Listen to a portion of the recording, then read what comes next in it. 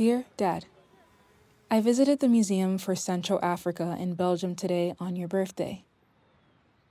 I saw a statue of a woman that looked like me, and I think we share a lot of Congolese features.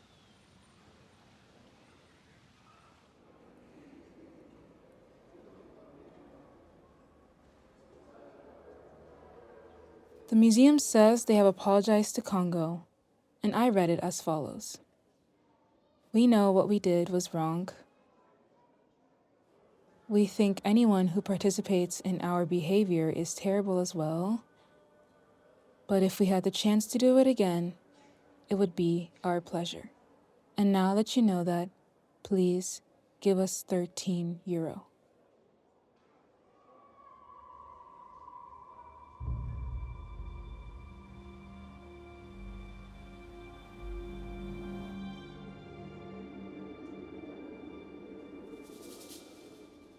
Dad, we don't talk about racism much, or what happened in Congo.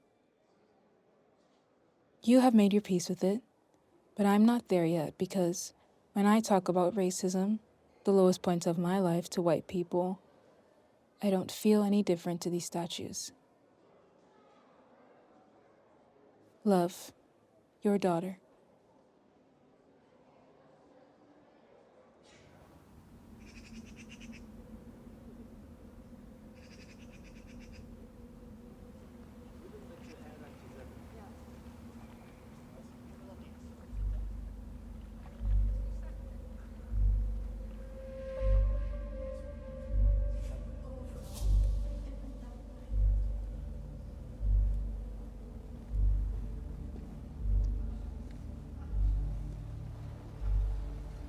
Dear brother, you know, it's weird because I thought I saw you at the museum,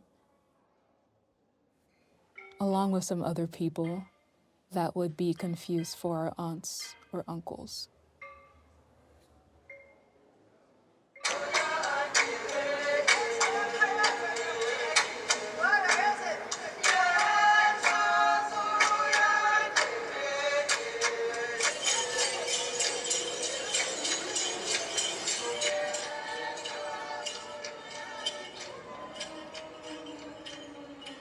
The first time I downloaded a dating app, my first DM said, I love me some chocolate.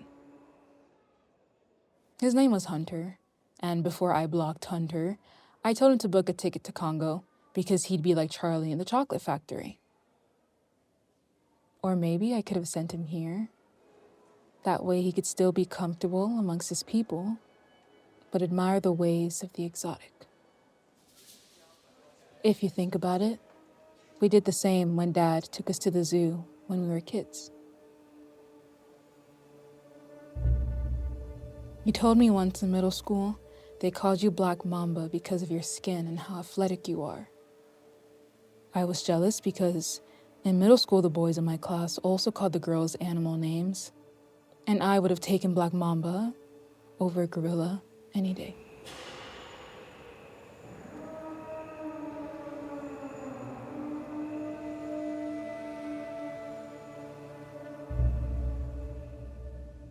You told me once you'd beat up anyone who looked at me in that way. But, Frederick, you can't fight the whole world. Love, your sister.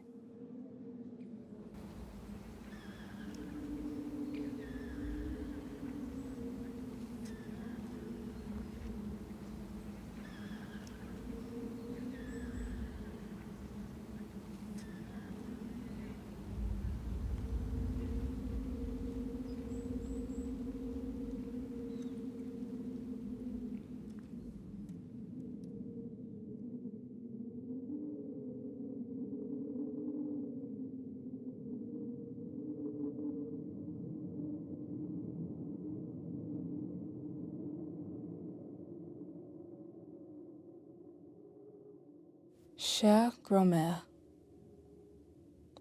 I learned about the World Fair they had at this museum and the Congolese exhibition. You were only 15 years old, and grand-père was 17. I know it's late, but is it too much to ask how that made you feel? I know what that does to a girl at that age. Sometimes I think the world has changed, but sometimes I don't see the difference myself. I would never make you come here. As if walking through these halls wouldn't remind you of what they said about you, your mother, your daughters, and your granddaughters. If it makes you cry, they'll just grab a camera and hang the photograph on the wall. Because here, our pain lives longer than we do.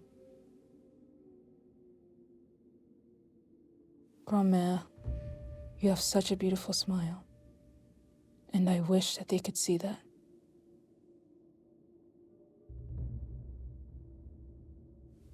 But they can't.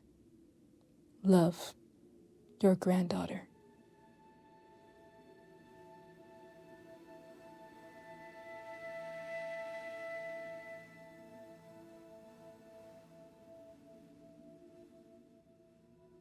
To Leopold.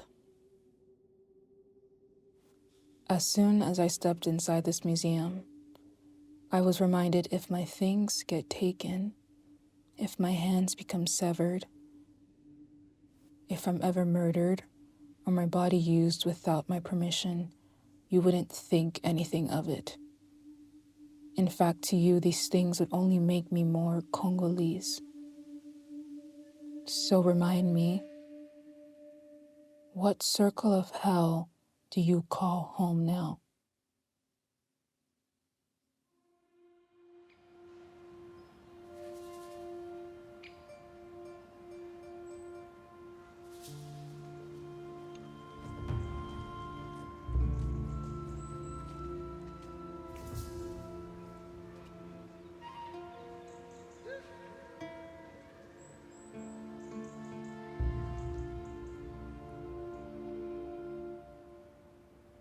To Sambo, Mbepa, Ngemba, Ekia, Nzau, Kitukwa, Mibanji, and just Bonaventure Langa.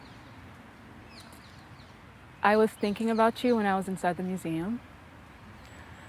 In second grade, I played the magic mirror in Snow White, and instead of giving me a costume, my teacher gave me a plastic clown mask. When I went on stage, a group of white children laughed at me. Some began to point their fingers, and others began to cry. It's not the same, but I've also spent the majority of my life convincing people that I am more human than I am animal. But in 7th grade, I played Wendy in Peter Pan, and before coming to this museum, I didn't think it was important, but I wish you had that chance to gain your humanity back like I did. I mourn you, I live for you, I love you, I am you. Love, Wendy.